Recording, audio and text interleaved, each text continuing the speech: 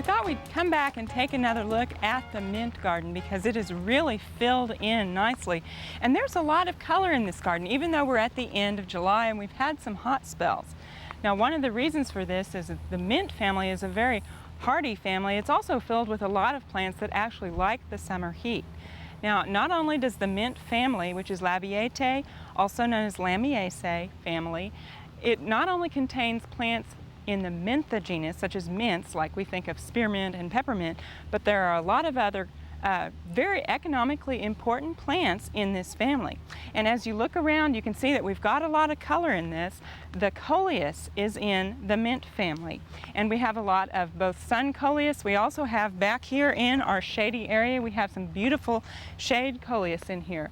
There are also other landscape plants that are in this family. The ajuga that we looked at earlier in the season is in this family, and there are a lot of great landscaping plants. Monarda is also one of the plants that's in this plant family, and all of the salvias are in the mint family. Now, we've got a salvia right over here. This is bog sage, and we've grown this out here at Oklahoma Gardening before.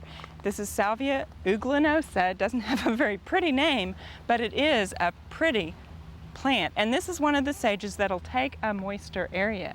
Now, there's another sage that we're trying new for us this year, although it's been out for a while. This is Salvia indigo spires, and it has a very pretty, beautiful blue spike of flower on it, and it should do this continuously until we get a freeze. Now, this particular salvia gets about 4 feet tall. You may notice that we've had a little bit of a problem with some of it breaking out.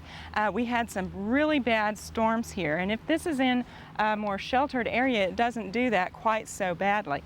Now, indigo spires is only hardy to zone 7, so here in the northern part of the state, it probably wouldn't necessarily make it through all of our winters, although the last 2, it would be considered a perennial for us. However, it grows so rapidly that it can be used as a bedding plant, and you get this wonderful blue flower. Now, some of the other plants that are in the family, we of course have the plectranthus. This is the variegated plectranthus here, and this is not only a great bedding plant, but in the past it was used as a house plant. So again, the mint family is very important to us. Now, one of the other groups of plants that's extremely economically important that is in the mint family are the culinary herbs. Several of our cooking herbs that we use in the kitchen are in the mint family. This includes basil, also oregano, marjoram, sage, thyme. All of these are in the mint family. Now, there's another great herb that is fun to use in the kitchen. That's rosemary, and it's also in this same plant family. Now, this is the actual herb of the year. The International Herb Association has declared rosemary to be the herb of the year for the year 2000. And it is a wonderful herb to grow. If you've ever grown it or cooked with it, you'll know why you have to have rosemary in your garden. Now, rosemary is traditionally thought of as the herb of remembrance. Shakespeare kind of helped promote that.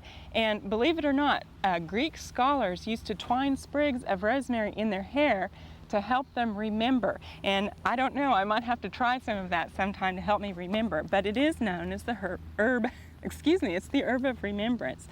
And the other thing that's very nice about rosemary is it has a wonderful scent, and it's not only a great culinary herb, but as you see here, it really works into an ornamental landscape very well. Now, most of the rosemaries are hardy only to about zone 7. However, ARP, which I have growing in a pot right here, is a cultivar of rosemary that is hardy to zone 6. It's the most hardy rosemary that's available to us. And you can see it has a very strong upright growth habit to it, and it tends to be a bit grayer than some of your other darker green leafed varieties of rosemary. However, it is a very good rosemary to cook with, and again, it's hardy to zone 6. So for the most part, unless we have one of those really awful winters, this should overwinter in Oklahoma. Now, even though it is winter hardy here, it doesn't mean that rosemary is always easy to get through the winter. And one of the main reasons that we lose rosemary plants in Oklahoma through the winter is because a lot of times they're in a lower spot where they don't get good drainage. And that is one of the sure ways to kill a rosemary, is to have it where it doesn't have good drainage. So I would recommend, if you don't have a nice loose well-drained soil, go ahead and put your rosemary in a raised bed. That will really go a long ways to help it overwinter. Now, the other things that you need to think about when you're planting rosemary is to give it quite a bit of space. Believe it or not, this plant can get anywhere from 4 to even 6 feet tall, and so you need to give it some room to grow if you're planning on overwintering it and keeping it from year to year. The other thing is, it needs to have full sun, and it needs to have good air circulation around it, and that's part of giving it some space. Now, even though it needs good air circulation, you want to put it in a place where it's actually sheltered, especially through the winter from those harsh winds, because that will actually desiccate your rosemary, and that will also, a lot of times, that's what will cause it not to make it through the winter, is because it gets dried out during the winter.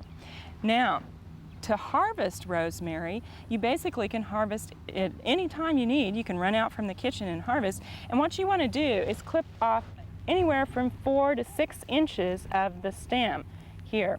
Now, if you're harvesting a lot of rosemary at one time, say you're going through here and clipping all of this, your rule of thumb to know when you've got, when to stop harvesting your rosemary is don't harvest any more than 20% of the plant at a time. So if you really need a lot of rosemary, just make sure that you don't take more than 20% of any one plant, because that will really set it back quite a bit.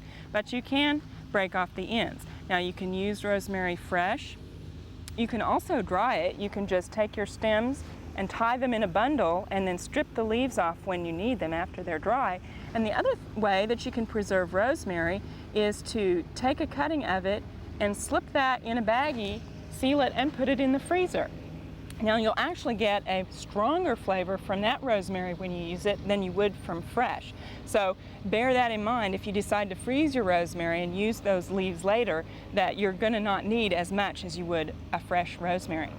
Now, if you have a rosemary that won't overwinter for you outside, you can bring them in. However, rosemaries don't really like to be repotted very much, and so the way to do that is to grow it in a pot to begin with. Now, rosemary, while they like to have good drainage, you don't want them to dry out completely, but a clay pot is a good idea because you get that air circulation for the roots, and it's just a good idea instead of having them in a plastic pot or a ceramic pot where you don't get as good of air exchange in the root area. Now, the soil that you plant your rosemary in needs to be very well drained. In fact, if you have a cactus type soil, or if you have regular potting soil, if you can add quite a bit of perlite to it, as you can see here, we have a lot of perlite mixed into this soil, and that will really help your rosemary.